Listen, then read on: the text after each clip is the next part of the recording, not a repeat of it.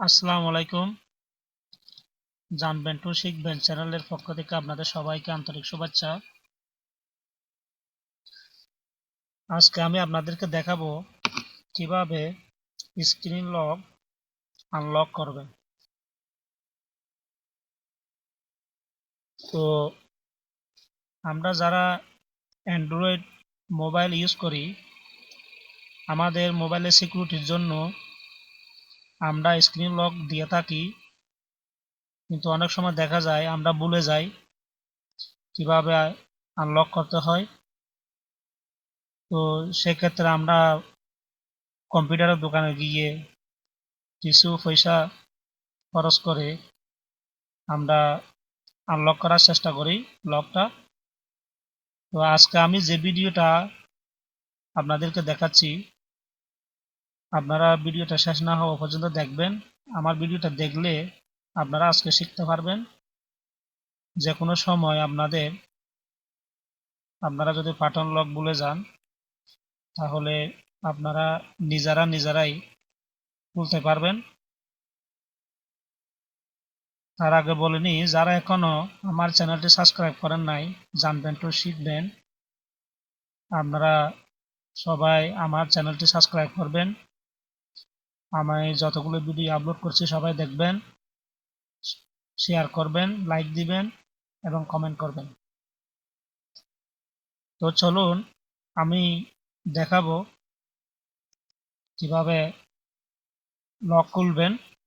সর্বপ্রথমে আমি আপনাদেরকে প্রথমে স্ক্রিন লক করে দেখাবো, দেন কিভাবে আনলক করবেন সেটা দেখাবো। তো প্রথমে আমাদেরকে সেটিংয়ে যেতে হবে। আমি সেটিংয়ে ক্লিক করলাম।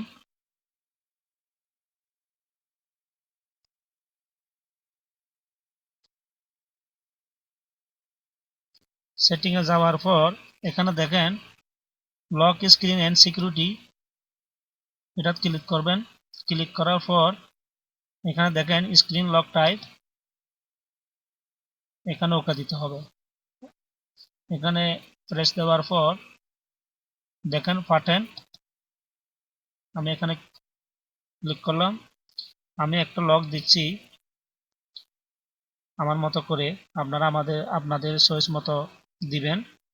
এখানে আবার দিচ্ছি কনফার্মের জন্য।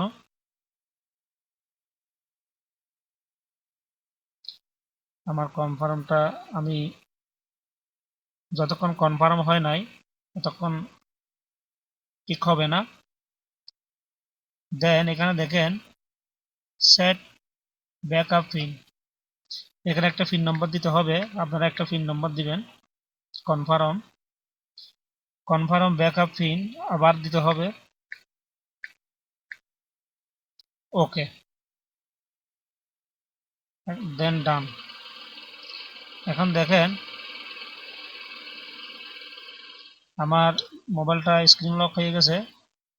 দেখেন এখন আমি এখানে যে প্যাটার্ন লক দিছিলাম সেটা হচ্ছে এরকম। এখন খুলে গেছে। মনে করুন আপনি এখন কিভাবে খুলবেন, এখন আর ভুলে গেছেন, খুলতে পারতেছেন না। এই অবস্থায় দেখেন আমি এখন মনে করুন আমার পাঠানটা আমি ভুলে গেছি, সেজন্য আমি দিচ্ছি এখানে এরকম করে 4-5 বার দেওয়ার পর এরকম আসবে। আমি আপনাদেরকে এমার্জেন্সি কল এটা নিয়ে বলবো না, এই দুটোটা নিয়ে বলবো।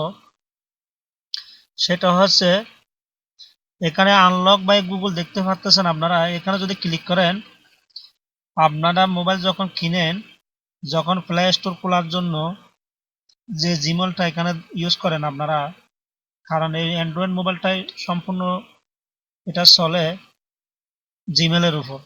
আপনি যখন প্লে স্টোর খোলার জন্য যখন একটা জিমেল বানান, ওই জিমেলটা আপনারা নোট করে রাখবেন, কারণ এটা খুব কিন্তু উপকারী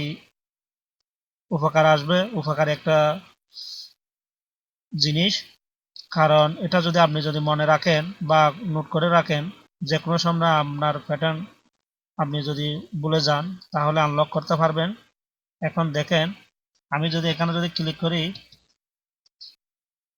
তাহলে এখানে আমার জিমেল চাইতেছে এবং আমার পাসওয়ার্ড যদি দিই, আপনারা যে যার অ্যান্ড্রয়েড মোবাইল আপনারা ইউজ করেন যে যেটা এখানে জিমেল অ্যাড্রেস দেন সেটা এখানে দিবেন, দেন পাসওয়ার্ড দিবেন। তো সেটাও আমি আজকে আর দেখাবো না, কারণ এটা আমি আপনাদেরকে এমনি বলে দিছি, আপনারা এইভাবে খুলতে পারেন। আমি দেখাবো ব্যাকআপ পিন। ব্যাকআপ পিন কিভাবে দিবেন, যেমন আমি ব্যাকআপ পিন দিছিলাম 1 2 3 4, দেন ওকে।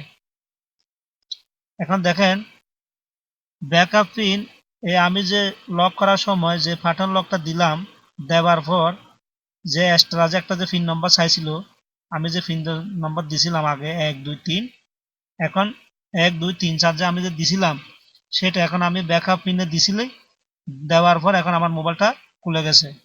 তো আপনারা ইচ্ছা করলে জিমেল অ্যাড্রেসের মাধ্যমে, জিমেল আইডির মাধ্যমে আপনাদের ফোনটা আনলক করতে পারবেন, অথবা ব্যাকআপ পিন যদি মনে রাখেন জিমেল অ্যাড্রেসের দেওয়ার পরে প্যাটার্ন লক করার সময় আপনারা যে সুইপ করার সময় যে পিন নম্বর চাই, ওই সময় যে পিন নম্বর দিছিলাম আমি, ওই পিন নম্বর যেটা দিবেন সেটা মনে রাখবেন, অথবা জিমেল আইডি মনে রাখবেন, না হয় পিন নম্বর মনে রাখবেন। এই দুটোটা মনে যদি রাখেন যে কোনো একটা দিয়ে আপনি আপনার প্যাটার্ন লকটা আপনি আনলক করতে পারবেন। তো আশা করি আপনারা বুঝতে পেরেছেন। আপনারা সতর্ক থাকবেন। আমি বারবার একটা কথা বলি, আগে আমি যেগুলো ভিডিও আপলোড করছি সেখানেও আমার জিমেল আইডি সম্বন্ধে আমি অনেক কিছু বলছিলাম, ভিডিও আছে আমার, আপনারা সেগুলো দেখতে পারেন। অ্যান্ড্রয়েড মোবাইলের জন্য জিমেল একটা খুব গুরুত্বপূর্ণ জিমেল অ্যাকাউন্ট। এই জিমেল অ্যাকাউন্ট আপনারা যদি করেন এটা কিন্তু সেভ করে রাখবেন, এটা অনেক কাজে আসবে আপনাদের। তো আপনারা সেটা নোট করে রাখবেন। আর যদি ফোন যদি আনলক করেন, স্ক্রিন লক করার সময় আপনারা যে পিন দেন ওই পিনটা মনে রাখবেন, হয়তো ব্যাকআপ দিয়ে আপনারা খুলতে পারবেন আমি যেভাবে এখন আপনাদেরকে দেখাইছি। তো আমার ভিডিওটা যদি ভালো লাগে আপনারা সাবস্ক্রাইব করে রাখবেন। নতুন ভিডিও নিয়ে আমি আবার হাজির হব যে কোনো একটা টপিক নিয়ে। সে পর্যন্ত সবাই ভালো থাকবেন। আল্লাহ হাফেজ।